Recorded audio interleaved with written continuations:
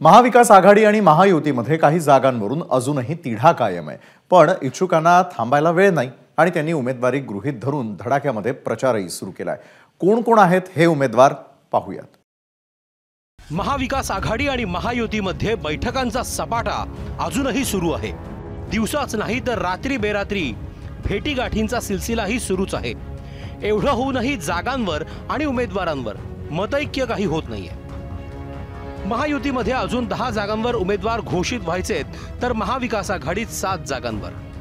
घोषणा झालेल्या काही उमेदवारांवरही टांगती तलवार कायम असल्यानं त्यांची धाकधूक सुरूच आहे।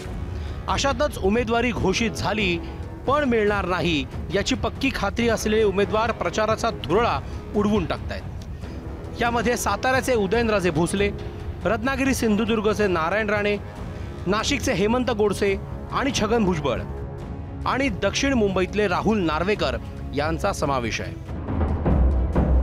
ही दृश्य आहेत उदयनराजे महाराजांची। दिल्ली आणि मुंबईत वरिष्ठांना भेटल्यानंतर उमेदवारी पक्की झाल्याची खात्री होताच उदयनराजेंनी थेट पुण्यापासून साताऱ्यापर्यंत जंगी रोड शो केला। शक्ती प्रदर्शन करत राजेंनी साताऱ्यात प्रवेश केला। हा रोड शो झाल्यानंतर उदयनराजेंनी लग्न समारंभाला हजेरी लावणं सुरू केलं। कार्यकर्त्यांच्या भेटीगाठी घेऊन ऊर्जा निर्माण करत कामाला लावलंय।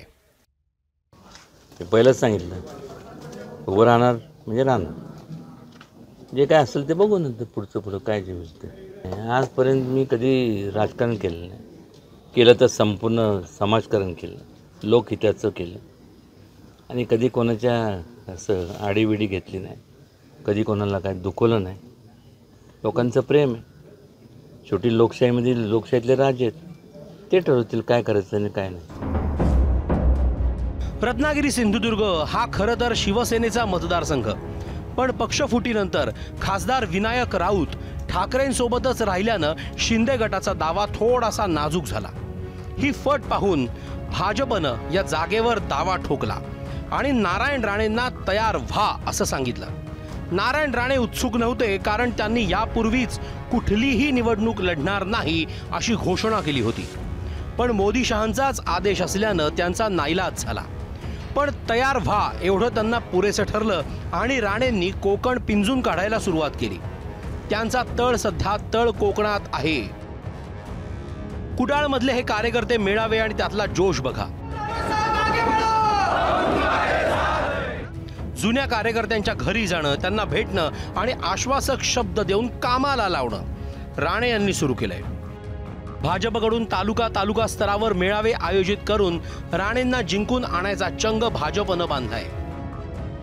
कार्यकर्त्यांना भेटीगाठी यासाठी भाजपचा उमेदवार जाहीर होईल किंवा कार्यकर्त्यांनी कामाला लागावं। आतापासून आपल्याला 2 लाखापेक्षा जास्त मताधिक्याने ही सीट भाजपसाठी जिंकून देऊन भाजपचा या मतदारसंघातील पहिला खासदार द्यायचा।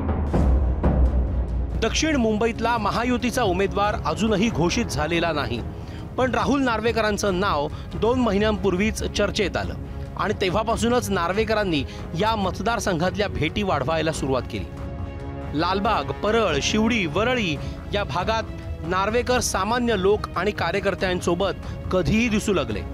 कॉर्नर सभांच्या रूपानं त्यांनी प्रचाराचा माहोल निर्माण केला। या दरम्यान मिलिंद देवरा, यशवंत जाधव, मंगलप्रभात लोढा अशा नावांची चर्चा होत राहिली, पण नार्वेकरांच्या शांत प्रचारात खंड पडला नाही। वेळ असली की मतदारसंघातला कुठलाही छोटा मोठा कार्यक्रम असो, नार्वेकर हजर राहू लागले।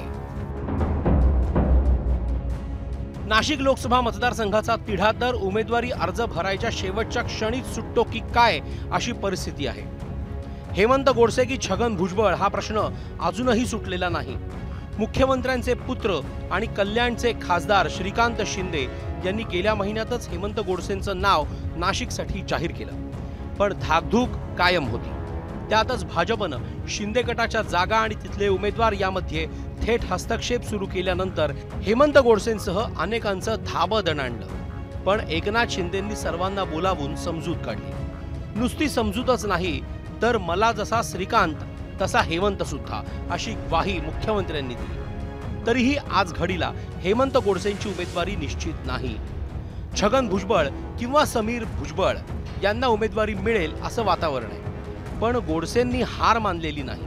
त्यांनी आपल्या परीनं कार्यकर्त्यांना कामाला लावत प्रचार सुरू केलाय। निलेश बुधावलेसह सुशांत सावंत, एबीपी माझा, मुंबई। एबीपी माझा, उघडा डोळे बघा नीट।